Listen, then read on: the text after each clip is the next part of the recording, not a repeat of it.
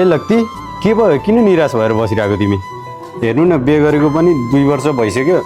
अनि अहिलेसम्म वाइफले भनेको एउटा विश पनि पुरा गर्न सकेको छैन मैले विश अनि कस्तो खालको विश हो त अनि तिमीले अहिलेसम्म पुरा गर्न नसकेको अनि हेर्नु न ऊ सधैँ भिडियोहरू देखाएर आउँछ उसको साथीहरू युएस अस्ट्रेलियामा वाटरफ्रन्ट अपार्टमेन्टमा बसिरहेको छ सधैँ समुद्रको मजा लिइरहेको छ अब हामीसँग छैन के गर्नु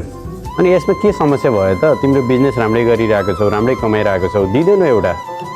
त्यत्रो पैसा त कहाँबाट ल्याउनु हो दाइ अलिअलि खाइ नखाइ गरी त्यही 4-4.5 करोड जस्तो जम्मा गरेर राखेको छु 4-4.5 करोड त्यतिमा त पाउँदैन तिमीले युएस अरे रे रे किन रोइरा म तिमीलाई 4.5 करोड होइन 4 करोडमै दुबईमा वाटरफ्रन्ट अपार्टमेन्ट दिन्छु भएन साँच्चै जब म दुबईमा छु भने चाहिँ किन पाउँदैन त तिमीले अर्को एउटा समस्या छ नि फेरि के समस्या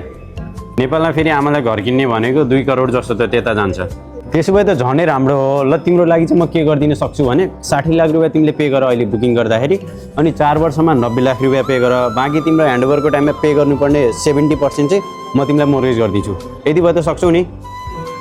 त्यति त सकिन्छ होला